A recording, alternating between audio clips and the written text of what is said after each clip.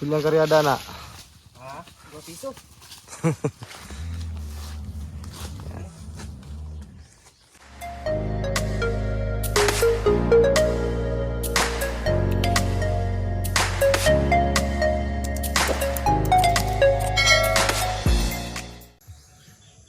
Yan, good morning po mga kababayan. At maaga po akong naligo kasi nga kahapon napakainit.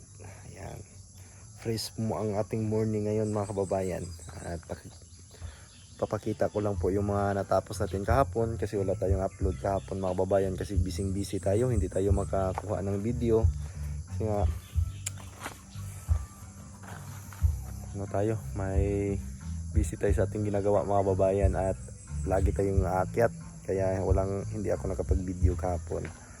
Ayan, at pakita ko yung mga natapos namin kahapon. Ayan, mga kababayan, at good morning. Ayan, dito yan na lagyan na ng lintel beam. Ayan, nabuhusan na din. Ayan. Ganito lang po yan mga babayan. Hindi natin masyadong pinakintab kasi papatungan pa po ito ng hollow blocks. Kasi dito daw gagawin yung magiging lababo. Sabi ni Sir Paul. At dito daw yung magiging CR. Ayan. Dito na ilalagay yung CR at lagyan lang po dito ng hagdanan. Ayan na po siya. At dito nakapaghukay na din. Ayan. Hindi pa nila natapos kasi nga pilit yung lupa. Ayan. Hanggang doon sa itaas kasi may din dito, hollow blocks, level din dito sa poste na ito. Ayan. Doon sa itaas maglalagay na po, mag-assemble po ako ngayon ng 2x3 para sa pagkapitan ng yero. Kasi tapos nakabit ko na yung rafter, 4 lang yung rafter yung kinabit ko. Ayun o. Ayan, may mga rafter na yan. At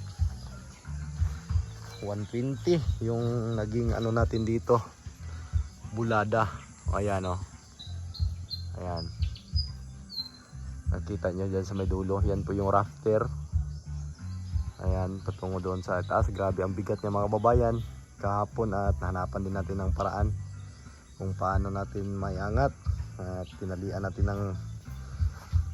ko ng PC at habang may naghahawak dito, tinalian ko ng PC dyan para maiangat ko.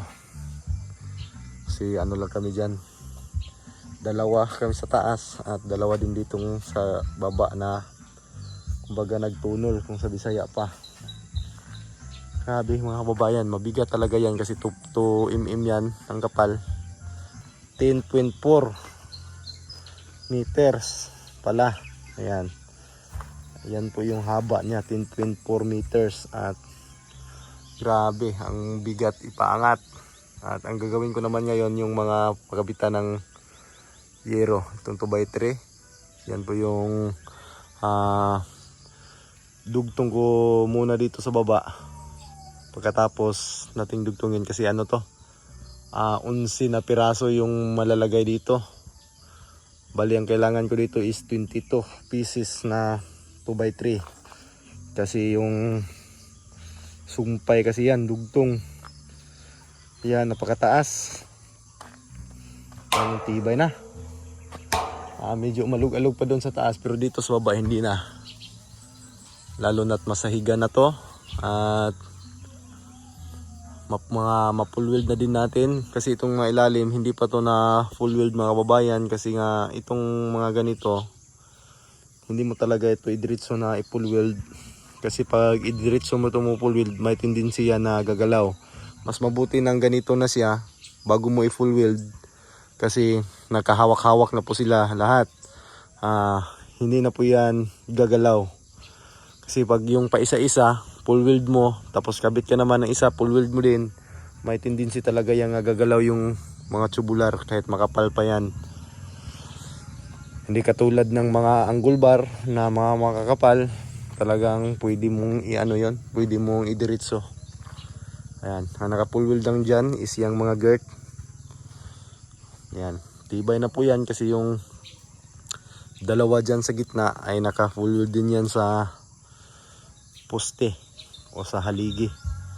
Ayan, itong mga puno ng saging, oh, ang bilis lang lumaki. At ang ganda ng umaga ngayon dito mga babayan. Sana ganito hanggang tanghali. Ayan, oh, walang init, malilim ang kalangitan.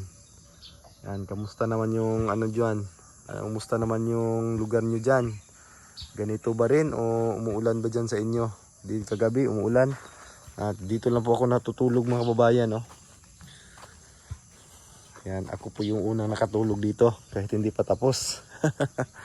Ayan, dyan po ako nagkabit ng aking duyan.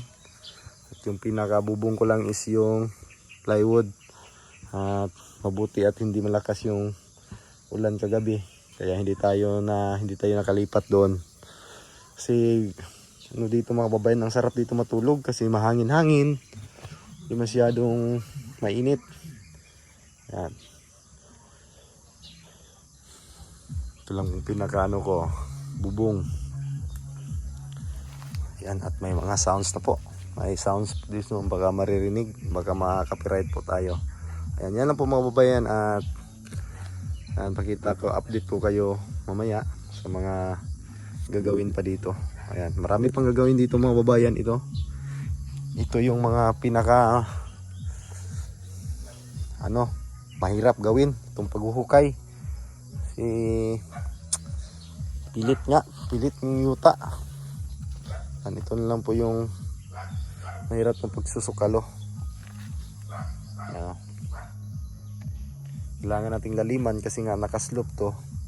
Hindi pwedeng mababaw yung hukay dito kasi kapag nauubos, darating ang panahon, mauubos talaga ang lupa mga babayan. Lalo na itong area na ito is pa-slope.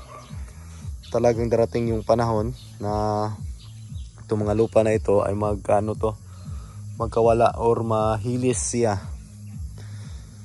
Talagang tumatagal at mababaw lang yung ano mo dyan, makikita yan. At yan, at ito pa, kailangan tayo din itong sukaluhan dito. Yan, hukay naman dito hanggang doon palibot. Hindi sila hindi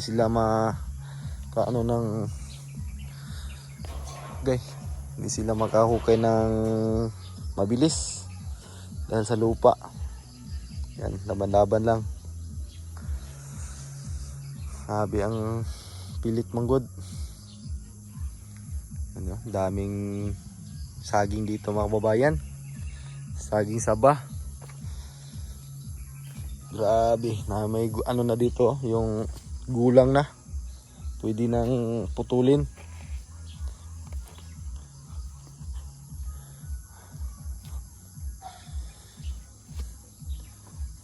Pang merienda. Ayan, oh. Sana hindi yan sira. Liit lang ng mga ayan, pwede na yan. Putulin natin yan mamaya para parisan natin ng ginamos. Pamerindahin natin yung mga kasama natin. Yan po yung mga nangyayari dito. Yan. Ang bilis lang ang pag-asintada mga babayan, ang bilis lang talaga nito. Kasi ako, hindi sa pagyayabang, uubos talaga ako ng 100 plus sa isang araw na hollow blocks. Kayang-kaya po yung gawin talaga kasi ilang bisis ko na yung napatunayan sa aking sarili na kahit dandahan lang yung galaw ko ay makaubos pa din ako ng 100 plus na hollow blocks. Lalo na pag ganito yung stima, ay ang dali lang nito mga babayan i-pile. Ito nga, oh, kalahating araw, hindi nga naabutan ng kalahating araw to nila. Ilang piraso to? 1, 2, 3, 4, 5, 6, 7, 8, 9 9, 18, 27, 36, 45, oh, 45 pieces. Hindi nga nabutan ng kalahati araw. Tapos yung pag-asintada. Layo pa yung hakutan ng buhangin, nandun pa. Bilis lang talaga pag asintada. Ayan dyan. Yan lang po yung mga hukayin natin na medyo matagal-tagal. Sa sunod na linggo, pag darating na, kasi naka-order na tayo ng yero. Sa sunod na linggo, pagkatapos ng eleksyon, mabubungan na natin yan. Yan po mga babayan, at mag-almusal muna kami. At mamaya, update ko kayo. Mag-ano tayo mamaya upload sa ating YouTube channel. Ayan, para maging update kayo mga babayan sa ginagawa dito sa PB Team House.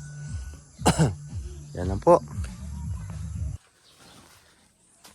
At nakasimbol tayo ng 4 na piraso. Yan, at ito pa yung i-welding ko. Init.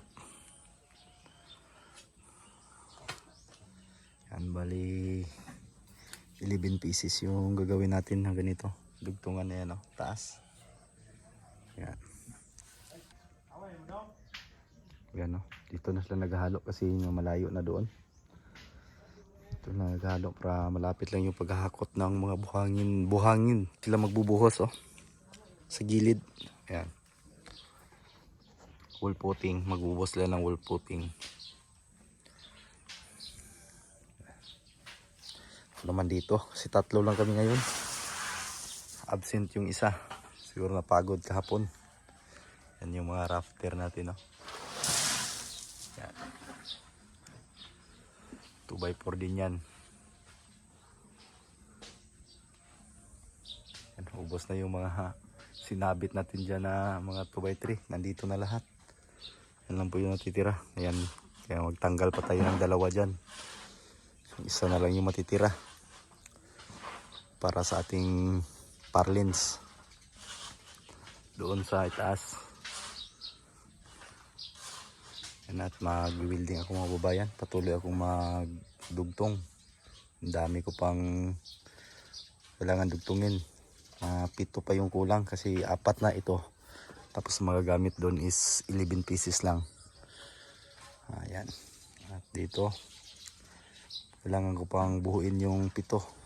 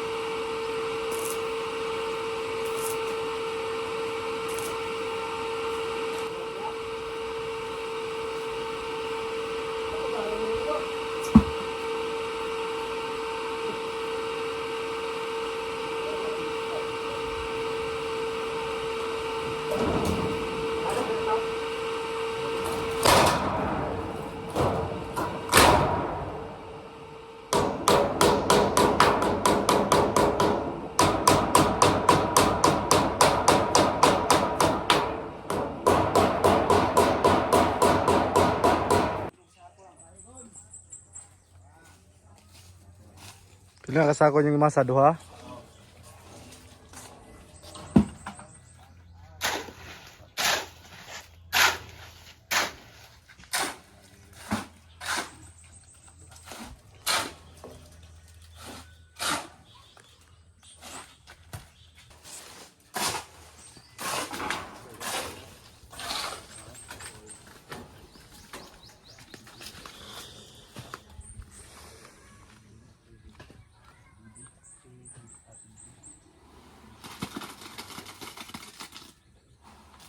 Libilado na mo nylon bin dili.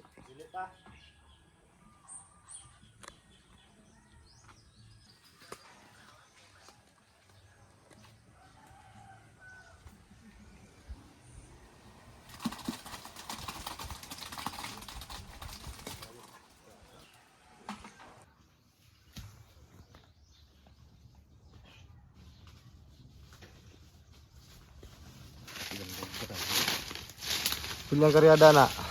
Ha? 2 piso.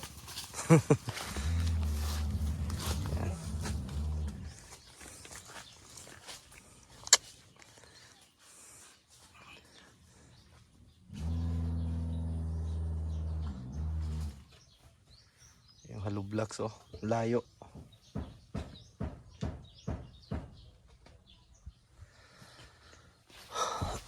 Ito gamay ba? Atraso nila sa kanan rin tao. Bakilid. Dito sa kawa. Ito yung mga front. Ano yung mga front? O man front ng mga sakyanan sa insik. Yung mga minidam. Look nilang bugas sa sulod bro. No.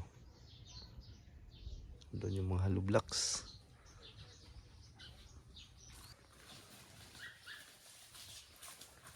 Tagpuloon di ay. Makaya ra eh.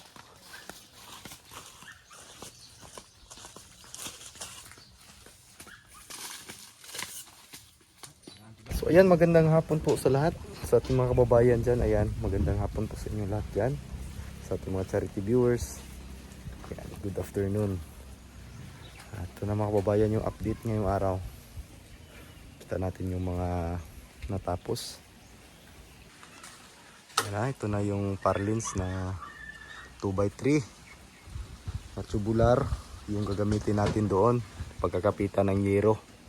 Tapos ko na po yung nadugtong at naputulan na din para pagkabit natin doon ay diretso-diretso na at may mga sukat na yan para sa bulada o yung extension dito sa gilid. Ayan, bulada kasi yung tawag dito sa amin. Yan po yung nakasanayan naming term or pagsasalita ng bali ano dyan sa bubong dito. Balibulada niya. Comment na lang kayo kung anong tawag nyo dyan. Dito sa baba. Tapos na din dito na sintadahan sa bandang gilid. Ayan.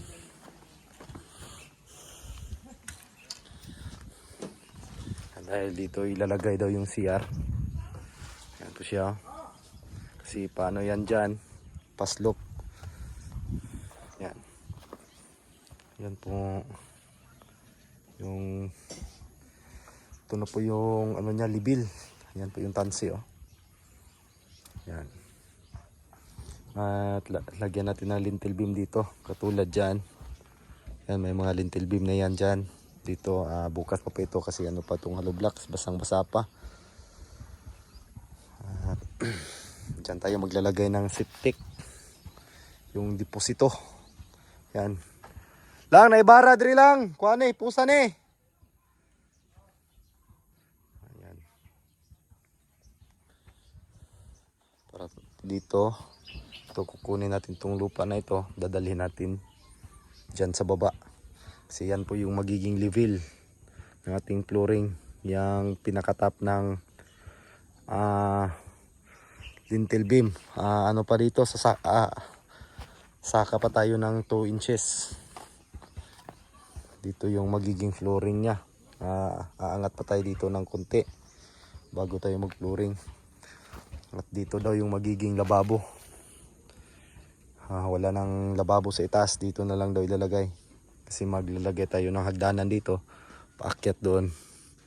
Kasi na iba yung ano ating plano ng ating engineer.